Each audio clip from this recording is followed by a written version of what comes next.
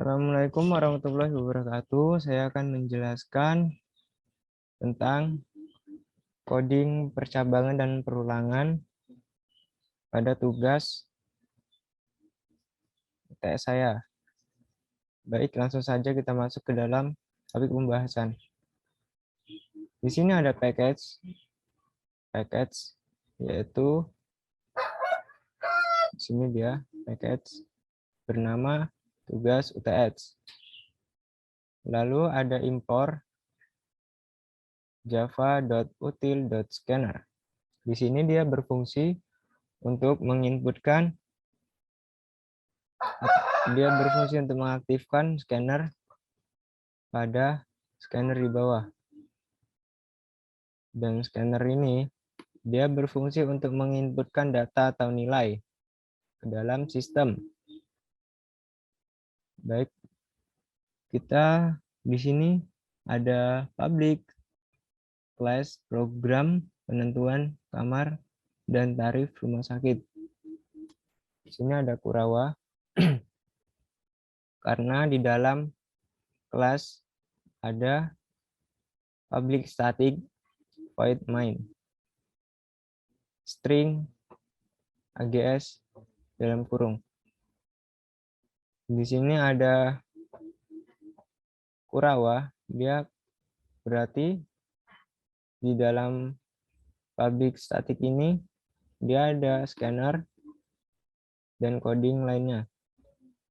Lalu di sini scanner berfungsi untuk memasukkan data atau nilai ke dalam sistem. Maka di sini fungsi in dia akan berfungsi untuk memasukkan data atau nilai. Dan scanner dia sebagai coding untuk membuat supaya in berfungsi untuk menginputkan data. Lalu ada integer. Di sini integer dalam program Java ditulis int. Dia adalah tipe data untuk angka bilangan ganjil atau genap, tapi tidak bilangan pecahan atau bilangan yang bertulis koma. Lalu di sini JR berfungsi untuk jumlah berapa hari pasien tersebut dirawat. Lalu T untuk total. Lalu P adalah pajak dan TB adalah total bayar. Lalu di sini ada string. String dia adalah tipe data tulisan atau kata dia tidak bisa dijumlahkan. Contohnya seperti di bawah. Di sini adalah program penentuan kamar. Seperti ini dia, tipe data string. Dia tuh tidak bisa ditambah seperti angka, maka dia tidak bisa ditambah atau dikurang, dikali, dibagi, dan lain-lain. Ini adalah system.out.println. Dia berfungsi untuk menampilkan data yang ada di dalam kurung. Jika datanya tersebut berupa tulisan, maka kita beri tanda .2. Lalu di sini adalah for. For ini berfungsi untuk percabangan. Misal kita mau buat di sini programnya melanjutkan transaksi atau tidak, maka di sini adalah fungsi for. Datanya adalah string karena dia berupa huruf. Jika angka kita bisa membuat int. Di sini kita buat B. B adalah tipe data string karena kita ingin menginputkan ya atau tidak berupa huruf. Selanjutnya di sini ada sistem outprint. Dia akan menampilkan masukkan jenis pembayaran. Lalu di sini J sama dengan in dot next. J adalah tipe datanya, J adalah variabel berupa tipe data string, lalu sama dengan in dan dot next. Ini dia program penentuan kamar.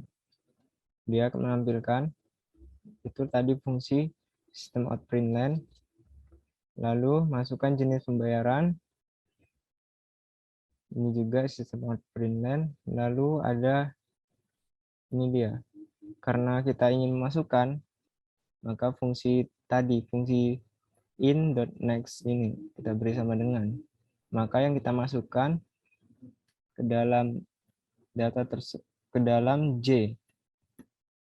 Jika kita masukkan umum, maka dia akan memasukkan umum ke dalam J. Makanya kita beri sama dengan. Lalu di sini adalah suite. Suite ini adalah percabangan. Jika J tadi umum, maka akan masuk ke dalam case ini. Case ini untuk membuat data umum atau data jenis pembayaran. Lalu kita beri kurawa juga, titik 2 juga. Lalu di sini ada lagi suite case. Artinya di dalam case ini ada suite. Ada suite K. Di sini K adalah jenis kelasnya. Jika kelas VIP, maka dia akan masuk ke dalam kelas VIP. Jika dia tidak, dia akan melanjutkan lagi ke bawah. Lanjut di sini kita masukkan umum. Nah, dia akan menampilkan masukkan kelas. Masukkan kelas karena setelah umum ada tampilan kelas. Di bawahnya adalah tampilan masukkan kelas sistem out println. Lalu di sini ada K sama dengan in.next. Ini untuk melanjutkan. Lalu kita buat VIP. Kita enter. Lalu di sini akan menampilkan fasilitas untuk Anda adalah ruang.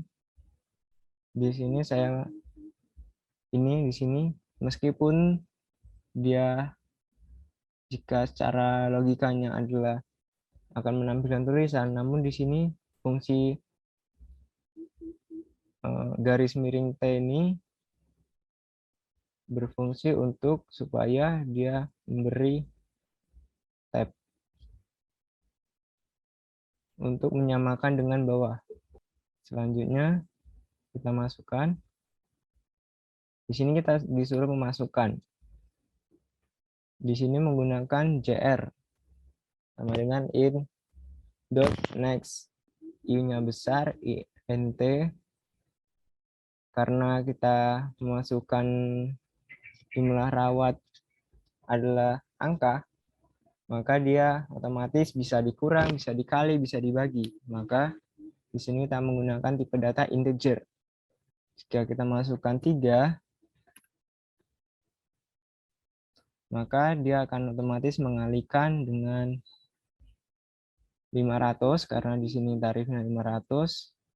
Kita buat juga di sini 500.000.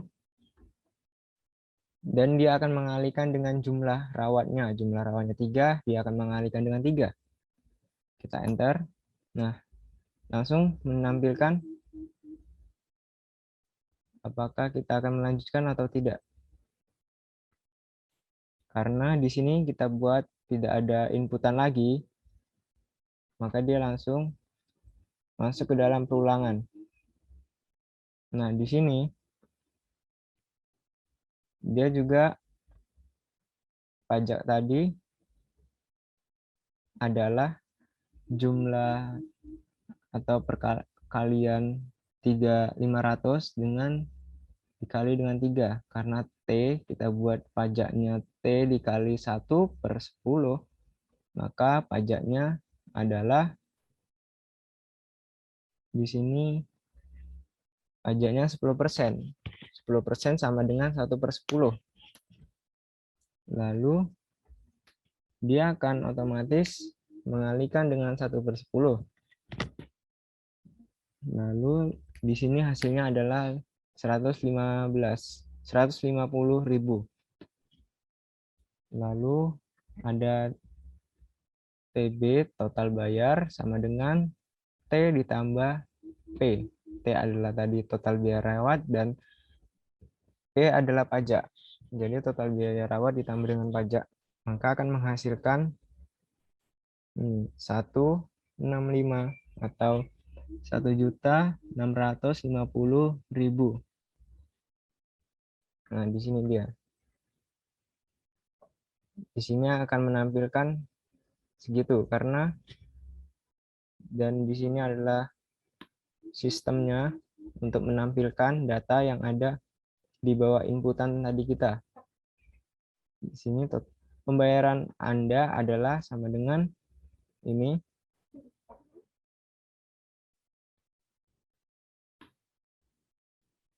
Lalu total biaya rawat sama dengan tadi adalah T. Dia akan menampilkan di sini. Di sini karena kita menggunakan di dalam println tadi ada kata, ada sebuah variabel, maka ditambah dengan plus. Karena dia ada, dan jika kita membuat kata, kita menggunakan tanda titik 2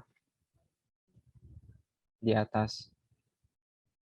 Dia akan berubah menjadi kata. Jika tidak, maka tidak usah. Dan jika dua-duanya, maka di dalam sebuah variabel kita tambah dengan plus. Jika tidak, maka dia akan error. Misal, karena kurang plus. Lalu di sini titik 2 untuk mengakhiri baris. Lalu ada pajak, sama seperti di bawah. Lalu selanjutnya dia akan di sini ada break. Break ini untuk memberhentikan. Dia akan berhenti. Jika tidak ada break, maka dia akan menampilkan karena ada break, dia tidak akan lanjut ke coding ke bawah. Di sini juga sama cache seperti di atas tadi.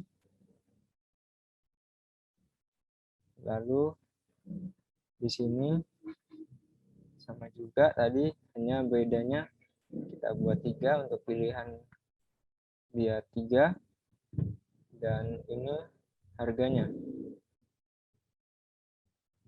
Sama juga BPJS kita buat lagi seperti di atas tadi. Lalu